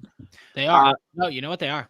They're still. I don't know how much credit you can give him, but his fingerprints are on the team. I can give him a lot of credit. I can give him a lot of credit, but I also have to give Lou Lamoriello obviously the credit for for basically just putting the final puzzle piece in its spot. That's how he works. But the puzzle piece, but listen, the puzzle pieces were there. They were just scrambled all over the place. That's right. Because again, who drafted Matthew Barzal? Garth Snow. Who drafted Brock Nelson? Garth Snow. Who was the one that made the trade for Jordan Eberle? He did. Garth Snow. A lot of these players here, Clutterbuck, yes, obviously the cap numbers are not great, but again, it happens. Anthony Beauvillier, who drafted him in 2015 down in Miami. In that trade, that was the Marty St. Louis deal. That was the pick that the Rangers got from Tampa Bay. That then eventually was traded to, the Rangers traded over to Tampa Bay, and then the Tampa Bay Lightning traded to the New York Islanders, and then that pick was effectively used on Anthony Beauvillier. All of these guys have Garth Snow's fingerprints on it, and I think that he's not given enough credit. Nick Leddy as well. He's also there. Right, Joey. I mean, look, Garth and Adam Pellick too. He's gonna get he's not gonna get the credit he deserves. But you're absolutely right. He really has his fingerprints all over this. Yeah. It really is interesting that you made me think about that. I didn't even realize it. But now thinking back, you're 100% right. But the thing though is that I don't know if we can give him a lot of credit with Ilya Sorokin, but obviously Semyon Varlamov. Well, no, but that's the thing though is that Sorokin was drafted by Garth. But obviously he wasn't able to come over because of the country club scene that all that, and Varlamov wasn't here, so exactly he had nothing to do with Semyon Varlamov, so it's exactly. So yeah, it's a combined effort. It's no doubt. It's like you said, Garth Snow opened the puzzle, Lou put it together. Yes, it's essentially that's where it's at. Yeah, and now we've got to talk about the ones in Manhattan over there hiring their new coach. Well, we do, and I think that is going to be actually the route that we're going to go down, because just a few hours ago, news broke down from New York Post's Larry Brooks that the New York Rangers have hired Gerard Gallant. In my opinion, this is an amazing hire, number one. Number two, Vegas is just poo-poo for really firing him. It made no sense in my opinion when they fired Gallant. It was evident that they wanted the best coach available, but he was already in the building. The best coach available was already in the building at the time. Say it again? Yeah, you were right. The best coach was in the building already. The best coach available was in the building. Exactly. Already. That's the point. They sent him out, and they got probably the 12th best coach. Are you poo-pooing Peter DeBoer right now? Is that what you're doing? Am I? Wow. Kidding. Oh my. What do you know about Peter DeBoer? DeLuca? Who, me? Oh, not a lot. Devil's West now. Yeah, that's what we'll call Vegas. That's not what we'll call Vegas actually wins, which bugs me, but nonetheless, they win. Hold on, we shall ask you, does it grind your gears, Rob DeLuca? No, Peter DeBoer does this every time he goes to a new team. He gets them to the Stanley Cup final, loses, and rinse and repeat. Did it with the Devils. Did it with the Sharks. Now he's going to do it with Vegas. Rinse and repeat. Ian Schraier, Gerard Gallant heading over to Broadway. I can't say that this. I can't even say that this is a bad deal. This, in my opinion, and it was a 4-year deal that was reported. You can't have a better guy leading youngsters like Gerard Gallant. And a guy that also knows how to coach veterans as well. That this is something, I mean, considering the Rangers are one of the youngest teams in the entire National Hockey League, this move made all the sense in the world. The only other guy that I would have taken over him if he was going to, with respect to Florida, was Joe Quenneville in terms of the Cup experience. So, I mean, I think as a Ranger fan, you have to be happy. You have to be thrilled. I know his track record is usually get to the playoffs and lose. But I think with respect to, I think with respect to where Jim Dolan saw the Rangers going and how impatient he was getting with respect to the rebuild that Jeff Gorton and JD were handling over there, and why they were subsequently fired, or one of the reasons they were subsequently fired, is the fact that Gerard Gallant gets them to the playoffs, or has the pedigree of getting teams to the playoffs, getting the Florida Panthers to the playoffs, getting the Columbus Blue Jackets to the playoffs, and ultimately in their first season of existence, getting the Vegas Golden Knights ultimately to the Stanley Cup final. So I think when you look down the list of coaches that they were potentially looking back on, to see a name like a Rick Tocchet, who I think Island Ranger fans would have jumped off the building if they would have heard that, to see a retread with Torts just because of his relationship with Jim Dolan, seems so obvious, but they went the right route. They really didn't interview a lot of candidates, because I think they just knew Gallant was their guy, and he's just a great leader of young men, and that's what this Rangers team is full of. And I think this, if the firing of JD and Gorton, didn't make it apparent enough that 21-22 has to be his playoffs or bust for the Rangers. Yeah, wow. I agree. No, Ian's right. Wow. Ian's right. The Rangers and Devils are very similar in that facet right now. That's the season the Rangers just had is the one the Devils need to have next season. And then the following season, the Devils need to take that next step. The Rangers need to take that next step now because they just had that. Well, if you look at what the Rangers, and I'm sorry to jump in there, Rob, like if you look at what the Rangers did this year, yes, put them in any other division in hockey, they're in the playoffs. Make it. Based on points, by the end of it, they only make it in one other division. Right. But I get your point. They only missed in the Central or whatever the hell it is by like 2 points. They missed in the West by like 5. They make it in Canada, and here in the East they missed by 12. Right. It was wild. That's how that went. So hope when the divisions go back to normal next year. Thank God. I believe that's the plan, is to go back to normal. All depending on Canada.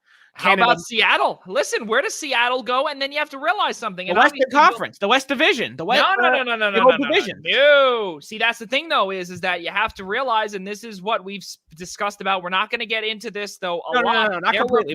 There were lots of chatter that Arizona would move into the Central Division because you need to have even division. You do. So someone's going to move. Someone's going to move. So there will be movement, but it will not be the same teams. There's no doubt about it. The Seattle will be in the Pacific Division. I'm just talking about going back to normal division. But a team out of the Pacific has to go into the Central. Oh, no doubt. I'm just talking about normal divisions. Thank God we're getting back to normal divisions, because this year was ridiculous. It was stupid. I hated it. I hate everything. But nonetheless, we get back to it. This was a great hire by the Rangers. They got the best coach available. It wasn't even a question. There's obviously a lot of question marks, because for whatever reason, even when Gerard Gallant gets success, he gets booted after 3 years. So it's real strange that people think maybe he overstays his welcomes, but this is the kind of coach the New York Rangers needed. He's perfect for this system. It bugs me as a Devils fan, because the Devils and the Rangers and Devils are eerily similar in these facets, and the fact that Gerard Gallant said no to us really bothers me. So now I've got a personal vendetta against him because he went to the Rangers, but nonetheless, it's the right hire for the Rangers. This is going to be the guy that gives them that extra boost. Depending on what the Rangers do this offseason, they're obviously in the Jack Eichel rumors. And he is arguably a player that could make him the push, but obviously, in order for the Rangers to do that, one thing has to improve: the defense. That's not even a question. The Rangers have Fox, Adam Fox, and Keandre Miller, and Brian Lindgren too. Well, oh yeah, right, Lindgren. But other than that, guess what? No, Jacob Trouba's not on that list. He's not. That was I wouldn't that's agree turning with into that. a bust for the Rangers right now. That is not working out. So the Rangers need some help on D. If they address it, I do see them making that push right into the playoffs, and it's going to be a good season for the New York Rangers. Definitely going to be exciting. Joey, I got to ask you: do you disagree with my statement of saying that the Rangers should be I mean, based on what you saw in the way the front office was shaken up with respect to, like he named Drury the president and GM in the hopes that he's going to shake things up and make a splash and build this team to where Jim Dolan expects them to be, because clearly he wasn't happy with the path of the rebuild. I don't know why, but that's a discussion for another day. But you don't see 21-22 as a must at least get there, even if you're one and done. Jim Dolan has effectively haunted the New York Rangers. Jim Dolan has effectively ended their relationship with Mark Messier. Just saying that as well. Jim Dolan has taken away one of the greatest things that the New York Rangers know in former president of hockey operations, John Davidson. Oh, yeah. It made no sense, in my opinion, to... And again, this is his team. He could do whatever he wants. Literally, this is his baby. He could do whatever he wants. But we saw what he did with the New York Knicks, and the New York Knicks were an absolute laughingstock for nearly 10 years. You're right. That's not going to be the case with the Rangers, obviously, because with the Rangers, I think he just needed to just do one little quick swoop and then, all right, I'm going to go screw around with the Knicks again. No, I hit my microphone. I'm going to go screw around with the Knicks again. Yeah. All joking aside, and again, both Ian and DeLuca know that I love the numbers game, but especially when you've got $13 million in dead money this year and nearly 8.5 coming off those books, you have a lot of room for a Jack Eichel. Do you want to make that push right now, when especially he's injured, and he's oft injured lately? It's interesting. $10 million. That's $10 million in the cap. Jacob Trouba's not 100% working out right now. That's $8 million with a no movement. And on top of it, you also got Mika Zibanejad to re-sign in a few years. I personally don't think that that's really a good formula, because then it's on the verge of a Chicago Blackhawks, Toronto Maple Leafs type thing, where you're starting to sign these massive superstars. And then what I said a few years back was that Artemi Panarin's deal is going to look awful. But I digress there, and we'll get that for the free agency frenzy. To be fair, in terms of won 3 times. Say it again. To be fair, the Chicago Blackhawks won 3 times. That is true, but also Toronto has not advanced past the first Toronto round. hasn't, but Chicago won 3 times. That's fair. That's fair. Not a fair comparison to put them there. That's fair. But listen. There were times when they did not. They were unable to roll all 4 lines because they didn't have the money to do so. No. Where they had to have Andrew Shaw and a whole bunch of other guys. Enough of that. Moving on here to Ian's question. I think that they can get there, and I think that it would not be a bust if they don't get there. I don't think so, and I think that right now the patience, or the, let's call it, mental state of Jim Dolan is completely off kilter. I don't see that it would be a bust. We remember a couple of years back when Jeff Gorton wrote down and he penned to all of the New York Rangers fans out there and the season ticket holders that we are going to be looking a little different, but it's not over. We're going to be looking a little different. We have to realize something, that the players that you're normally used to seeing in a Henrik Lundqvist, in a Chris Kreider. Yeah, Kreider's still there, obviously. He's really the lone mainstay. Ryan McDonough, gone. Ryan Callahan, gone. You've got a lot of these players that it's taking time to really rebuild. And I understand that on Broadway, you want to win now. You have to go now and now and now and now. But you know what? That's the Yankees mentality. And that's exactly similar to what they do. They are on the same echelon as the Yankees and as the New York Giants. And I look at it in all different forms of New York sports there. And if the Rangers do want to gamble on Jack Eichel, Chris Kreider will no longer be a mainstay. He's absolutely a piece that goes back to Buffalo. It's not even a question. So that would be the end. So that would be essentially that would be the last piece of the old era gone. But right, exactly. But again, if you want to win and even making the playoffs, it's a no-brainer, in my opinion. You have to take your time in this rebuild. And especially when you're $8.5 million coming off of that's coming off the books, you have to play it so smart because you're still in a flat cap. Yeah. You can't be stupid and say, all right, we're going to get this guy and playoffs are bust. So what does that mean? That puts pressure on Chris Drury because he knows that his seat is warm. He got in it and it was still warm, and it's still going to be warm. And why? Because Jim Dolan is one of the worst owners in sports. Yeah. Flat out. He's up there. That's exactly what it is. And you know what? And it hurts me to say it because you know what? I can't stand the New York Rangers as an Islanders fan, but you know what? If they do it wrong, it'll make me happy. But at the same time, though, as a fan, as a hockey fan, looking at the numbers and looking at the quality of hockey as a whole, that hurts hockey. Because being a one and done, it makes no sense. Right. You should be aiming for that. Yes, Ian, I agree. But you have to play it right. And I think that Gerard Gallant is the perfect one. Oh, yeah. And let's not forget, when he was hired for that Vegas Golden Knights job, when they were an expansion franchise, no one thought that they were going to make the Cup final.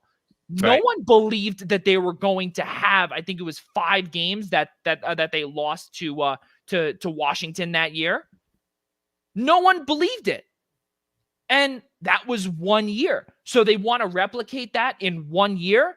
No, it makes no sense to me with the New York Rangers. And on top of it, too, again, this is the part where I brought up a few years ago when they signed Artemi Panarin to that 7 years, 11.642857 for that long. Yeah, if they want to make these moves, that deal will look awful down the road when they need to get an Eichel or anything to shore up the center ice, the center position. But again, this is the part where I don't want to see Casey Cizikas go there, but he does fit that build right away.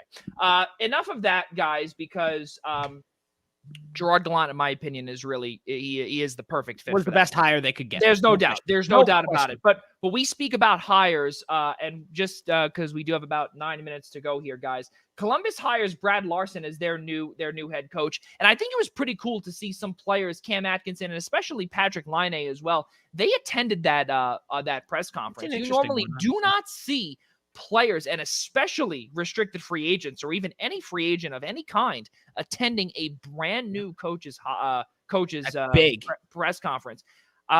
Listen, even though that Columbus is going through another retool/rebuild, and now JD is back as the president of hockey operations over there, Jarmo Kekalainen is 100% on the hot seat. We remember what he did a couple of years ago, where he traded all of his picks in 1 year for Matt Duchene, for Sergei Bobrovsky. He had not even Sergei, for I can't think of Artemi Panarin as well. He also traded for Artemi Panarin as well. So a lot of these players, they're all in the past. That is the former era. That is a John Tortorella era. But they're in a little bit of a rebuild here. What happens and how good does that look that the players are there? Ian Schraier, I want to start with you because Columbus, as DeLuca said, most likely will be back in our division starting next year. I think this is a little. I don't want to say that the Blue Jackets are kind of in rebuild mode, but I think we discussed this last year when we said what were they going to do minus Matt Duchene and minus Artemi Panarin and minus Sergei Bobrovsky, and I think this is kind of feels a little bit like David Quinn when he came to the Rangers. It feels a little bit like it's I think it's a safe play. You've got a coach on the bench that knows the Tortorella system, knows what has worked there in Columbus for the last number of years. And I think on the whole, I think it's you don't need to bring in a big name to Columbus right now would just do a disservice to that franchise and where they stand. And I think right now they just need that stopgap type of coach. Granted, maybe Larson, I think in their eyes, Larson was that guy because he's spent the better part of a decade in that system. And I think it's a chance just to give the guy a shot and see what he has. Yeah. Rob DeLuca, your thoughts on what Brad Larson could bring to the table and how good of a sign it was to see their assistant captain as well as Patrick Laine there. It's all good. It's a good sign that those players attended. It really leaves some hope there that Patrick Laine might return. I mean, yes, look, he's a restricted free agent. He doesn't really have a whole lot of say in where he's going. So he doesn't have any say yet. So it'll be interesting to see how long he resigns for. I imagine personally he might bridge it, but nonetheless, I think it's a great sign that Atkinson showed up as well. It shows that there's some faith here. It shows it's a guy that they know well. They like him. He's been a system guy, so it's a fine hire for a team in their position. It's nothing crazy. It's nothing jump at you crazy. It's a hire to fill your head coaching vacancy, and it's not going to do anything drastic. It's not going to make them better. It's not going to make them worse. It's just to give someone, like Ian said, it's to give the guy a shot. And I hope he does good things. I think he will be back. Columbus will be back in our division, but I really don't think it's going to affect anything overall. Columbus just is no longer in that threatening position of a team that they are anymore. So for me personally, it's a fine hire. I hope he does some good things, but overall it doesn't really affect any of us three based on the teams we support. It doesn't really do anything to us. Let's keep moving forward here, fellas. A little bit of a breaking news update here. The King Clancy Memorial Trophy Award winner has been announced. Nashville's Pekka Rinne has won the King Clancy Award. And the other finalists in that conversation were Curtis Gabriel, our good friend here, Curtis Gabriel, as well as New Jersey Devils defenseman PK Subban were both in that conversation. So congratulations to Nashville's goaltender, Pekka Rinne, on winning the King Clancy Memorial Trophy. That shows exemplary effort in the community. Pretty good stuff there. Beautiful thing. Guys, going to the NBA now. Brooklyn Nets, they're toast. What grinds your gears, Rob DeLuca? I'm keeping it brief. The series is over. Look, Kyrie Irving's out for the series, and James Harden is out for at least one more game. We saw what happens when KD's alone out there. Look, KD's the best player in the league, but he's alone out there against a very talented Milwaukee team. They got killed. They're gonna get killed again and again, and the season will be over.